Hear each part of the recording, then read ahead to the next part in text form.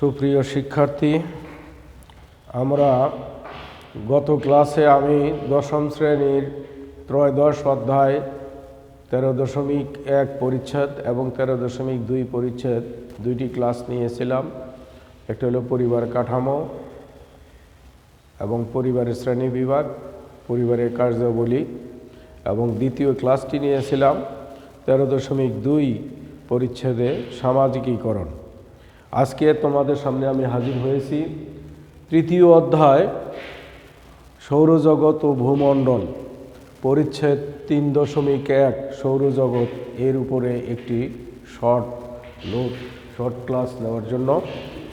তোমরা জানো যে বিশ্বব্যাপী করোনা ভাইরাস আক্রান্ত হওয়ার পর থেকে সমগ্র বিশ্বের শিক্ষা প্রতিষ্ঠান বন্ধ আছে, কিন্তু আমাদের রোটারি স্কুল অ্যান্ড কলেজ 2020-21 সালের 20 তারিখ থেকে জানুয়ারির 20 তারিখ থেকে অনলাইন ক্লাস পুরোপুরিভাবে শুরু হয়েছে। তারই ধারাবাহিকতায় আজকে আমরা দশম শ্রেণীর তৃতীয় অধ্যায় পরিচ্ছেদ 3.1 সৌরজগৎ নিয়ে তোমাদের সামনে হাজির হয়েছি। শিক্ষার্থীবৃন্দু, আমরা জানি যে আমরা বসবাস করি পৃথিবীতে। পৃথিবী নামক এই গ্রহে আমরা বসবাস করি। পৃথিবীর চারিদিকে অসীম মহাকাশ বিস্তৃত। মহাকাশে রয়েছে নক্ষত্র, ছায়াপথ, নীহারিকা, ধূমকেতু, গ্রহ, উপগ্রহ, উল্কা ও অন্যান্য জ্যোতিষ্ক। মহাকাশের এই অসংখ্য জ্যোতিষ্ক নিয়েই সৃষ্টি হয়েছে সৌরজগৎ। সূর্য সৌরজগতের একটি নক্ষত্র। সূর্য এবং এর গ্রহ, উপগ্রহ, গ্রহাণুপুঞ্জ, অসংখ্য ধূমকেতু, অগণিত উল্কা নিয়ে সৌরজগৎ বা সৌর পরিবার গঠিত হয়। সৌরজগতের সকল গ্রহ উপগ্রহের নিয়ন্ত্রক হল সূর্য। গ্রহ ও উপগ্রহসমূহ সূর্য ও নিজেদের পারস্পরিক মহাকর্ষণ শক্তির দ্বারা আকৃষ্ট হয়ে নির্দিষ্ট কক্ষপথে নির্দিষ্ট সময়ে সূর্যের চারিদিকে পরিক্রমণ করছে। বিশ্বজগতের বিশালতার মধ্যে সৌরজগৎ নিতান্তই ছোট। পৃথিবী আরও ছোট। আয়তনে সৌরজগৎ পৃথিবীর চেয়ে কোটি কোটি গুণ বড়। এই অধ্যায়ে আমরা সৌরজগতের ধারণা, গ্রহসমূহ, ভূঅভ্যন্তরের গঠন এবং বিশ্বের সময় পদ্ধতি, পৃথিবীর গতি ও এর প্রভাব, ঋতু পরিবর্তন, জোয়ার ভাটার ধারণা ও এর প্রভাব সম্পর্কে অবহিত হতে পারব এবং আমরা সৌরজগতের ধারণা ব্যাখ্যা করতে পারব। সৌরজগতের গ্রহগুলোর বর্ণনা করতে পারব। পৃথিবী নামক গ্রহে জীব বৈচিত্র্যের বসবাসের কারণ ব্যাখ্যা করতে পারব। ভূ অভ্যন্তরের গঠন বর্ণনা করতে পারব। সৌরজগৎ ও গ্রহসমূহের অবস্থান এঁকে দেখাতে পারব। নিরীক্ষ রেখা, সমাক্ষ রেখা, দ্রাঘিমা রেখা, মূল মধ্য রেখা, আন্তর্জাতিক তারিখ রেখার ধারণা ব্যাখ্যা করতে পারব। বিশ্বের সময় নির্ণয়ের ক্ষেত্রে কাল্পনিক রেখাগুলোর ভূমিকা নিয়ে ব্যাখ্যা করতে পারব। বাংলাদেশ ও পৃথিবীর যে কোনো দেশের সময়ের পার্থক্যের কারণ ব্যাখ্যা করতে পারব এবং বিভিন্ন রেখার অবস্থানের চিত্র আঁকতে পারব। পৃথিবীর গতির ধারণা ব্যাখ্যা করতে পারব। আহ্নিক গতি ও বার্ষিক গতির ধারণা ব্যাখ্যা করতে পারব। দিবারাত্রি হ্রাস বৃদ্ধির কারণ ব্যাখ্যা করতে পারব। পৃথিবীতে ঋতু পরিবর্তনের কারণ ব্যাখ্যা করতে পারব। বার্ষিক গতির সাথে বাংলাদেশের ঋতু পরিবর্তনের সম্পর্ক বিশ্লেষণ করতে পারব। নতুন পরিস্থিতিতে গাণিতিক জ্ঞান প্রয়োগ করে সময় নির্ণয় করতে পারব। জোয়ার ভাটার ধারণা, কারণ ও শ্রেণী বিভাগ ব্যাখ্যা করতে পারব। পৃথিবীর উপরে জোয়ার ভাটার প্রভাব ব্যাখ্যা করতে পারব। পরিবেশের সাথে সম্পর্ক সৃষ্টি ও অভিযোজনের সক্ষম হব। সুপ্রিয় শিক্ষার্থীবৃন্দু, তাহলে আমরা দেখে নেই সৌরজগৎ ও এর ভূমণ্ডলের সৌর পরিবারের সদস্য কারা। আমরা জানি যে সৌরজগতের নিয়ন্ত্রক সূর্য হলো সৌরজগতের নিয়ন্ত্রক। এই সূর্যকে কেন্দ্র করে বিভিন্ন গ্রহ, নক্ষত্র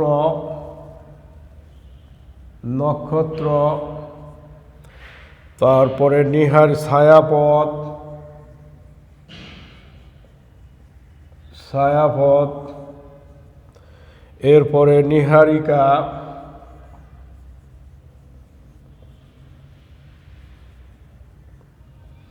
নিহারিকা, ধূমকেতু,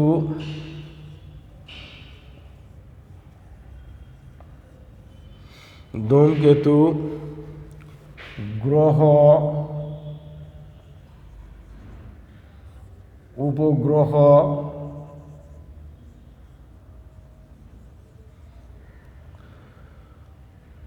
উল্কা,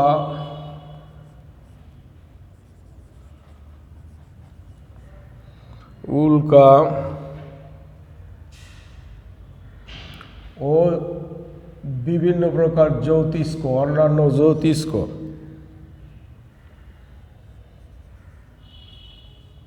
জ্যোতিষ্ক এগুলি হলো সৌরজগতের পরিবারের সদস্য, অর্থাৎ সূর্য, এই সূর্যকে কেন্দ্র করেই এই সদস্য নিয়েই সৌরজগৎ সৃষ্টি। এক একটা আমরা এখন চলে যাব পরিচ্ছেদ 3.1 সৌরজগৎ।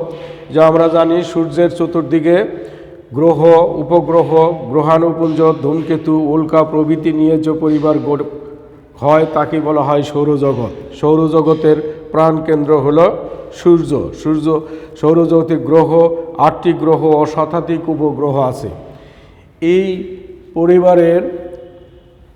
পরিবারের কমপক্ষে 8টি গ্রহ এবং শতাধিক উপগ্রহ নিয়ে এই পরিবারটি গঠিত।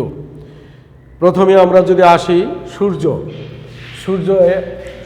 সাধারণত কি, সূর্যের সৃষ্টি কিভাবে, তাহলে আমরা বলতে পারি যে সৌরজগতের সকল গ্রহ উপগ্রহের নিয়ন্ত্রক হল সূর্য। সূর্য একটি উজ্জ্বল নক্ষত্র।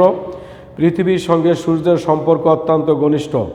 সূর্য পৃথিবী অপেক্ষা 13 গুণ বড়।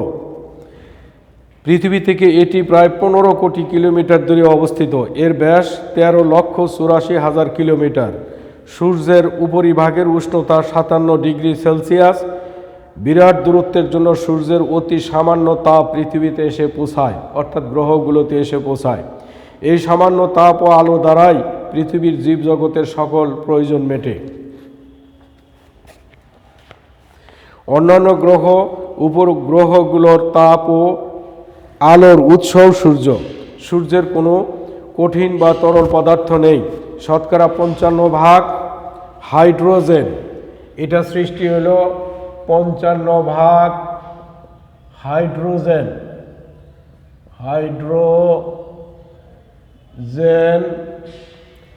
এবং 44% হিলিয়াম। 44% হিলিয়াম এবং শতকরা 1% অন্যান্য। এটা নিয়েই সূর্য তৈরি। সূর্যের সৃষ্টি এই নিয়ামকগুলো দ্বারা, দ্যাট ইজ 55% হাইড্রোজেন, যা আমরা জানি যে হাইড্রোজেন আগুন জ্বলতে নিজেই জ্বলে এবং এটা আগুন, মূলত আগুন। এবং 44% হলো হিলিয়াম এবং 1% অন্যান্য গ্যাস দ্বারা সূর্য গঠিত। সূর্যের মধ্যে মাঝে মাঝে যে কালো দাগ দেখা যায় তাকে বলা হয় সৌর কলঙ্ক। সূর্যের অন্যান্য অংশের চেয়ে সৌর কলঙ্কের উত্তাপ কিছুটা কম থাকে। আণবিক শক্তি সৃষ্টির প্রক্রিয়ায় সূর্যে অনবরত হাইড্রোজেন থেকে হিলিয়াম এবং হিলিয়াম থেকে শক্তি তৈরি হচ্ছে। সূর্য প্রায় 25 দিনে নিজ অক্ষের উপর একবার আবর্তন করে, অর্থাৎ সূর্য তার আপন কক্ষপথে যে বিচরণ করে সেটা 25 দিনে একবার এক চক্কর দিয়ে আসতে পারে, এক রাউন্ড দিতে পারে। এবং সূর্যের আলো ও তাপ ছাড়া পৃথিবীতে উদ্ভিদ প্রাণী কিছুই জন্মাতো না এবং প্রাণের স্পন্দন পাওয়া যেত না। এরপরে আসি গ্রহ। আমরা জানি যে কমপক্ষে 8টি গ্রহের আমরা বলতে পারি। এই মধ্যাকর্ষণ বলের প্রভাবে কতগুলো জ্যোতিষ্ক সূর্যের চারিদিকে নির্দিষ্ট সময়ে নির্দিষ্ট কক্ষপথে পরিক্রমণ করছে, এদেরকে বলা হয় গ্রহ। গ্রহের নিজস্ব আলো তাপ নেই, তারা সূর্যের আলোতেই আলোকিত এবং সূর্যের তাপ তারা পেয়ে থাকে। সৌরজগতের গ্রহের সংখ্যা 8টি। সূর্য থেকে গ্রহগুলোর দূরত্ব অনুযায়ী ক্রমান্বয়ে অবস্থান করছে। সূর্য থেকে 8টি যে গ্রহ আছে ক্রমান্বয়ে দূরত্বের দিক থেকে আমরা সেগুলোকে আমরা প্রথমে লিখব বুধ, 2 হলো শুক্র, 3 হলো পৃথিবী,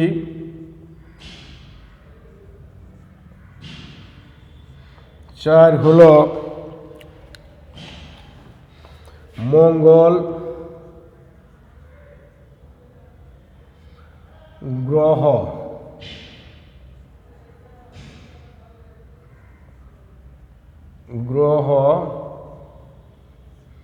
5 হলো বৃহস্পতি,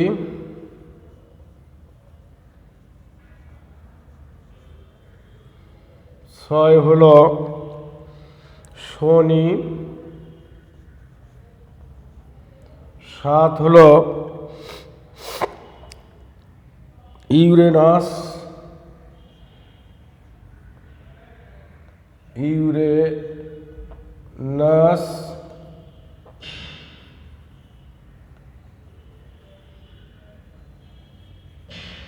8 হলো নেপচুন।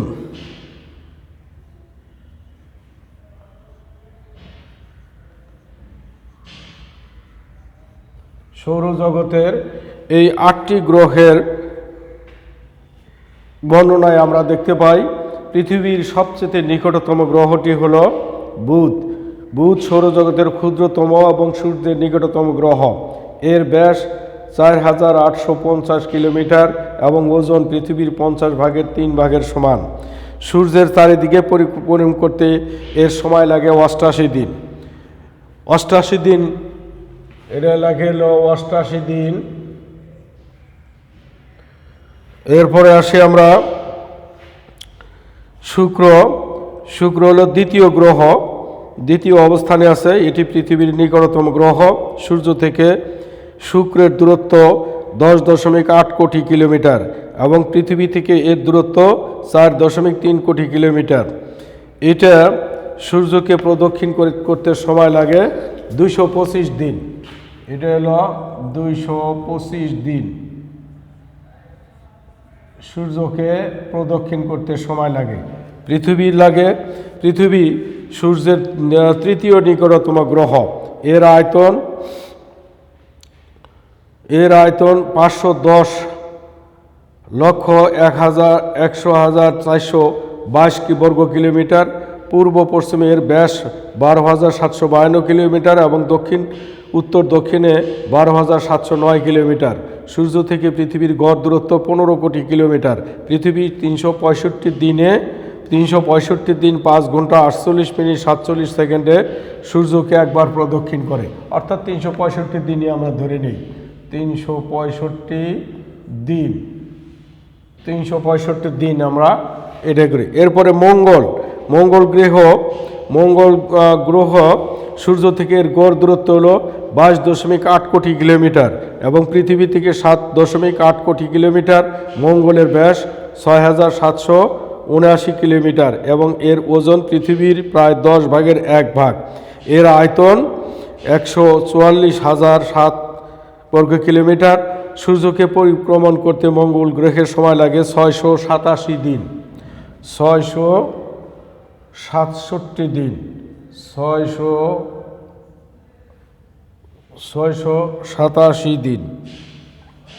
687 দিন সময় লাগে। এরপরে আসি আমরা বৃহস্পতি সৌরজগতের সর্ববৃহত্তম গ্রহ।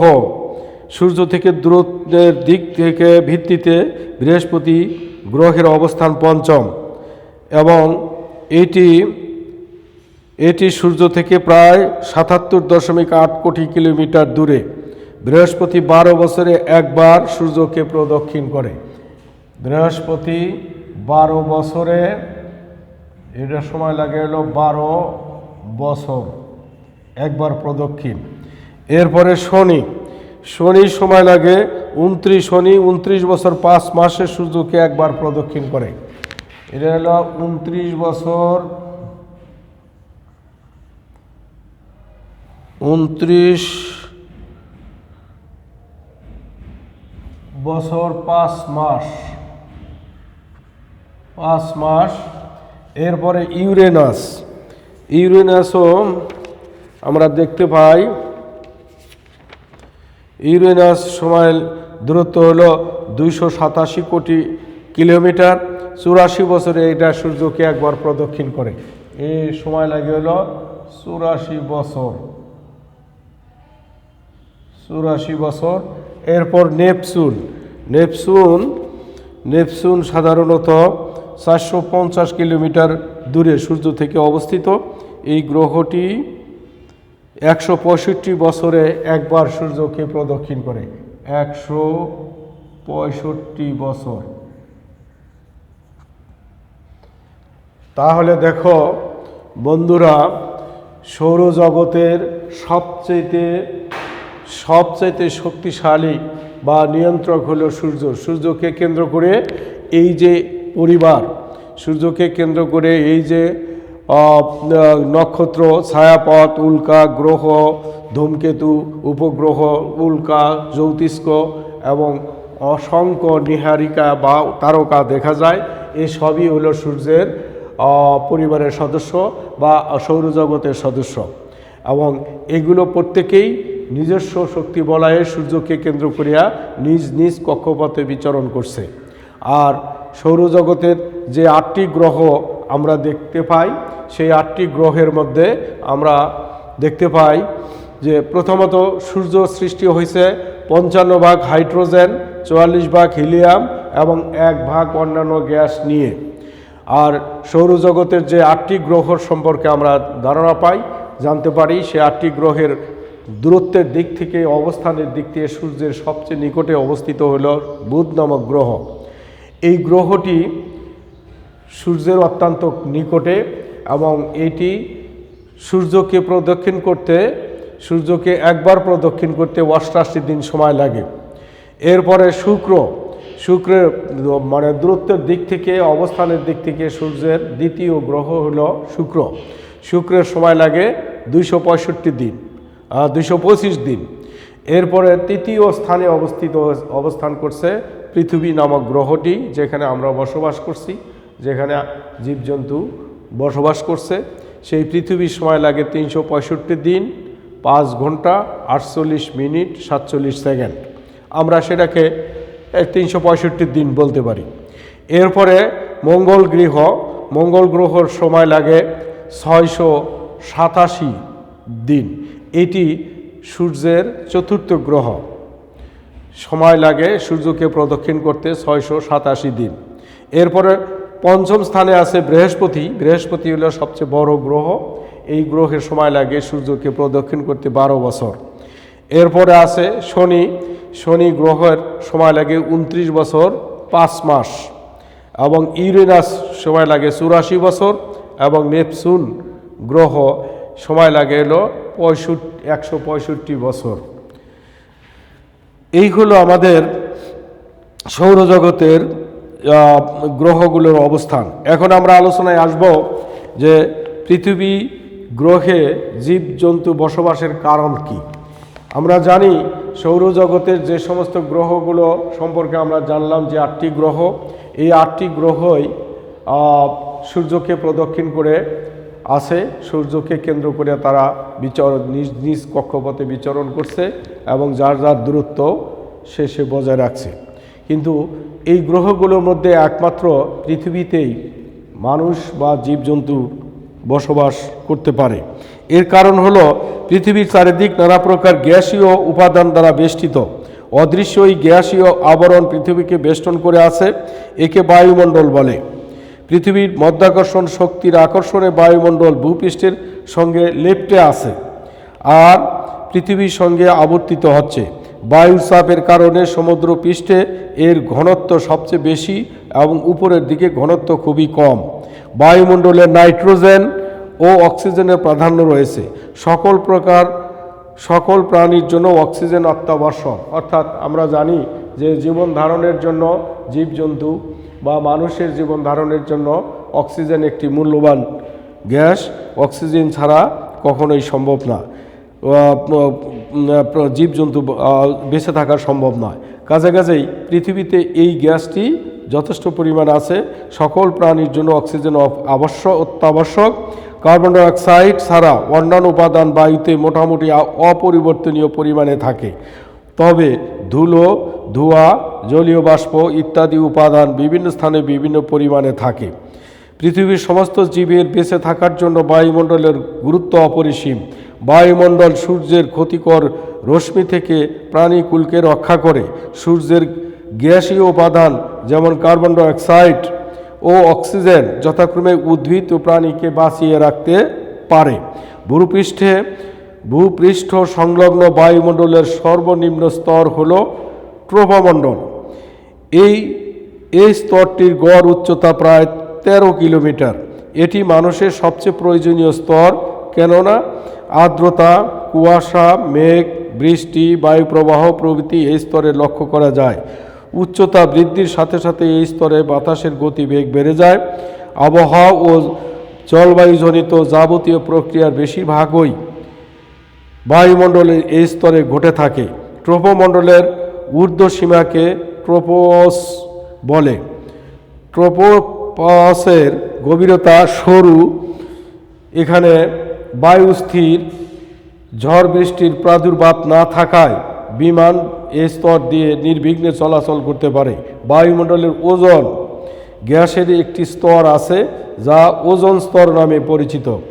এর গভীরতা প্রায় 12 থেকে 16 কিলোমিটার। সূর্যের অতিবেগুনি রশ্মি শোষণ করায় এর তাপমাত্রা ধীরে ধীরে প্রায় 40 ডিগ্রি সেলসিয়াস পর্যন্ত হয়। এই স্তরটি পৃথিবীকে প্রাণী জগতের বাস উপযোগী করেছে। পৃথিবী সূর্য থেকে আলো তাপ পায়। সূর্যের আলো ছাড়া পৃথিবী চির অন্ধকারে থাকত। পৃথিবী প্রাণের স্পন্দন থাকতো না এবং জীব জগৎ, উদ্ভিদ ও প্রাণী কিছুই বাঁচত না। পৃথিবীতে মানুষের কর্মকাণ্ডে বায়ুমণ্ডলের গঠন উপাদানের পরিবর্তন করতে সাহায্য করে। ব্যাপকভাবে গাছপালা কেটে ফেলা, কলকারখানা থেকে নির্গত ধোঁয়া এবং জ্বালানি তেল, কয়লা ও প্রাকৃতিক গ্যাস পোড়ানোর থেকে নির্গত ধোঁয়া ও বিষাক্ত গ্যাস বায়ুমণ্ডলকে দূষিত করে। প্রাণীর অস্তিত্ব টিকিয়ে রাখার জন্যই বায়ুমণ্ডলকে বিশুদ্ধ রাখা দরকার। জীবজন্তুর বেঁচে থাকার জন্য প্রয়োজন প্রচুর আলো, বাতাস ও পানি। পৃথিবী পৃষ্ঠে গড় তাপমাত্রা 13.90 ডিগ্রি সেলসিয়াস। ভূত্বকে রয়েছে প্রয়োজনীয় পানি। সূর্য থেকে যে তাপ ও আলো পৃথিবীতে পৌঁছে তাও জীবজন্তুর জন্য সহনীয়। জীবজন্তু ও উদ্ভিদের জীবন ধারণের জন্য এগুলো উপযোগী ও প্রয়োজনীয়। এই জন্য পৃথিবীতে জীবজন্তুর বসবাস করতে পারে। এই হলো আমাদের পৃথিবীতে জীবজন্তু বসবাস করার মূল কারণ। তাহলে আমরা বলতে পারি যে সৌরজগতের যে সদস্য, সেই সদস্যগুলো হলো জ্যোতিষ্ক, নক্ষত্র, ছায়াপথ, নীহারিকা, ধূমকেতু, গ্রহ, উপগ্রহ, উল্কা এবং অন্যান্য তারকারাজি।